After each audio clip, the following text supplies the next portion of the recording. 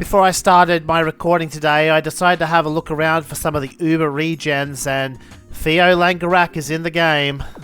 My interest was piqued by a news article that mentioned D. Lampard, who has somehow ended up at Sevilla. In any case, these are the sorts of players we're eventually going to have to overcome if we want to become European champions. But for now, we have significantly easier opposition. We shouldn't take any match for granted, but it is a promising sign that we now outright have the edge over Aylan when a couple of seasons ago this was a much more even contest. Oh no, that's a bad miss from Kruger to try and rush out for that. Oh, that could have been 2-0, but yeah, it's not promising. But we finally have a good chance to make amends. Oh, it's off the keeper. This one should be in though, and it is. Geiger scores. Deep into the second half now. We are perhaps lucky that there's no handball in this game because I think one of our other players slapped it down for Geiger. But we're going to get another corner kick. Oh, that could be good. Marshall. The initial corner did not go well, but that big strike from Ludwig set up a dirty goal. And with that, we should be okay unless there's a lot of stoppage time. Nope, there isn't. The whistle blows and we've won another one. There was a comment on my previous video that suggested that Kruger has become a liability in goal, and I don't see a huge difference statistically between the two keepers, but yeah, it is playing out on the pitch, isn't it? I'm still willing to play him over Gieson when he's in better condition, but if I don't see him improve his positioning and continue to leak goals, I will abandon this experiment of having a goalkeeper by committee. Oh, that's a good save by Kruger. He didn't rush out like an idiot this time. There was surprisingly little to talk about in that first half, though. Oh, but here's a lovely through ball to Ryan. Shot a little bit earlier than I would have liked. Helmesberger down the wing. Probably should have crossed it earlier, but we might still get a chance here if that's not offside. Late in the piece, I thought we were going to have a corner, but Helmesberger's cross was more inaccurate than I thought. Salah. I thought we were going to get one last chance with our fast binder down the left wing, but Ryan overshot his play to him, and that means we're going to have to settle for a 0-0. And here's Oldenburg again to complain about the same player as before. Since we've been unable to get anyone to sign him from us, I'm just going to hold a team party. Because that's what the friendly game... It's a mistranslation. See, I was sure that someone would come along and buy Oldenburg in the off-season. But once we ticked over to the 08-09 season, it became impossible to get offers because I don't think the AI gives you any offers for players that only have 1 year left.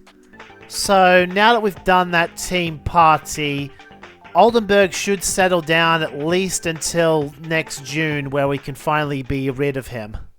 But this seems to be a mutual issue that will result in Adenaina's departure too, because Emmert does not like him either. And that will be quite a setback if Adenaina goes, because we'll have to find another left back since only Stuckenschmidt can play the left back position aside from Marshall, and he is not going to be in this team for much longer. Oh, once again, Siegen proves to be more difficult than I expect. I thought Ryan's follow-up was going to go in for sure. With AS in the Bundesliga, this is the closest thing we have to a derby. Oh, how can we not score? But as you can see, even though we are on opposite sides of the country, it's a derby simply because of how much Siegen has managed to piss us off the last couple of seasons. There we go. We were all over them. Amend has finally bicycled it in. And Ludwig makes it 2. We'll safely get the 3 points today.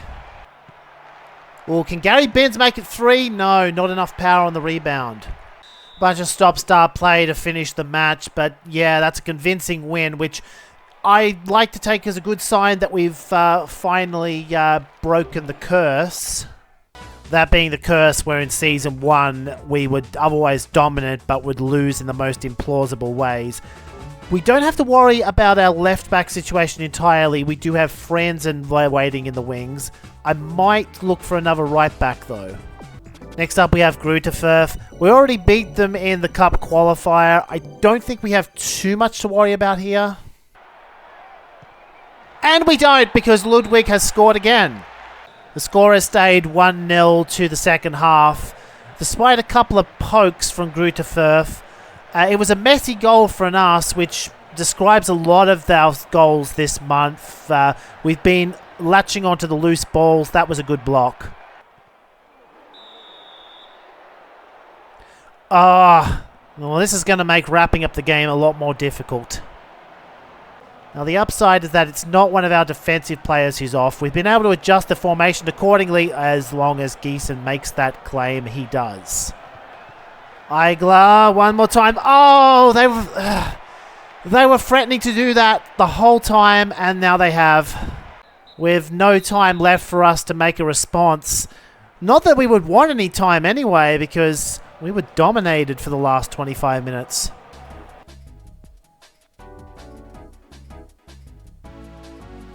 We are still leading the league despite that, but those are 2 points that could come back to haunt us later if we have another fall off of form like we had in Season 1. We have Hamburg in the Cup, and we also have to set our ticket price for the Cup. It's clear that our capacity is higher than it needs to be at this stage of the game, but I really just wanted the rooftop. Not implausible for us to steal this game, even though we're going up against good players like Van der Vaart and Nigel de Jong. If we can get through this, we're actually in a pretty favourable side of the draw with no major clubs until we get to the semis. Oh, we overextended immediately. I don't know why our defense went past the halfway line, but Niang is... Oh, he missed.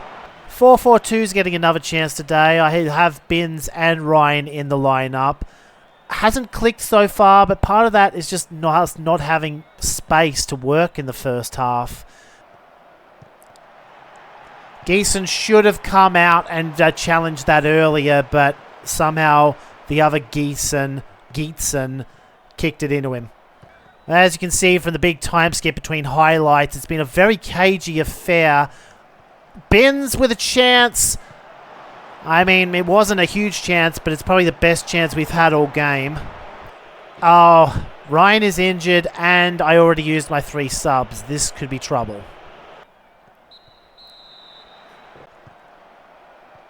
Oh, that's not offside.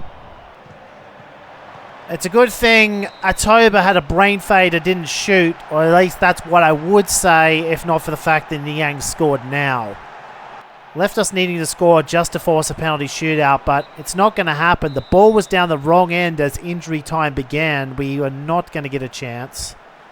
And it's the sort of result that feels worse than if we just put our seconds out to get slaughtered, because now we're going to be missing Ryan for a bit.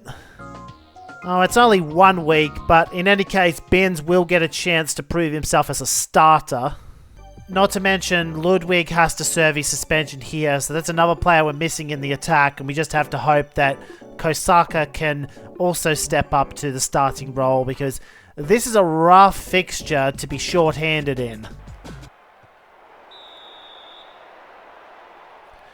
Oh, but it could get a lot better for us. There's an immediate red card on Peperoda. Okay, that wasn't even close to the correct pronunciation, but whatever his name was, he's off the pitch now. Oh, not that it's going to help. Oh, off the post, clearance. Oh. Oh, that's through Gieson again, but somehow it's once again failed to make it into the goal. Even so, this has been a somewhat disappointing performance from our team, because if anything, it's Freiburg that's been the better with 10 men on the pitch.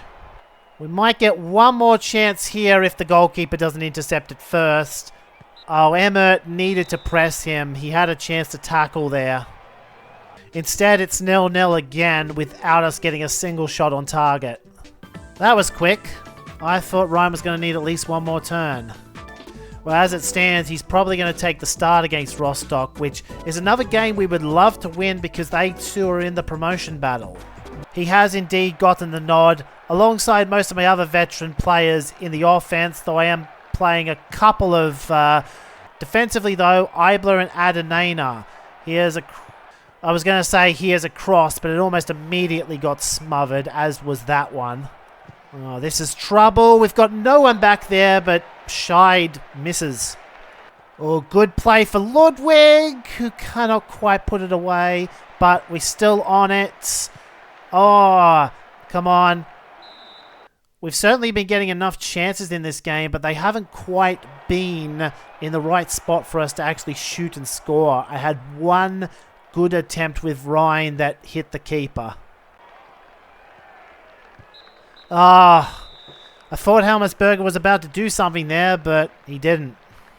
We still haven't lost a league game in a while, but in a 3-1-0 system, 3 straight draws might as well be 2 losses because, yeah, we are quickly losing our advantage at the top of the table. So now would be a good time for Binns to have a breakout game because he's getting the start here against Karlsruhe and he hasn't been that productive, albeit in limited minutes to this point. Well, instead it could be Ludwig who scores, and he does. Once again, the attacking mid moves up, acting as the de facto second striker in situations that call for it. And now we have the ball again. Lindpatner, Ludwig, no. Oh, nice save from Giesen. I thought that was going to be our doom. To be fair, the actual strike was straight at him. Oh, I was a little bit worried there because, you know, we've been playing well, but a bit sloppy in attack. A second goal would be really nice for insurance. And it seems like it's something we're not going to get, and it's a good thing that their most lethal shots have been straight at Giesen, as it will allow us to escape with a much-needed win. And that was the last game before the winter break, so let's have another look at the league table. Bielefeld has been potent in attack. They've managed to overtake us, but we are at least still 8 points clear of the chasers in the promotion hunt. But before the episode ends, Ryan has re-injured himself. He should be able to recover by the end of the winter break regardless. And the other thing I'll say before I end this episode is that there is a very congested upper mid-table right now, so we're going to have to keep up our point-scoring pace to make sure we promote. The team is definitely good enough to do it, but we'll see if they can actually do it next time.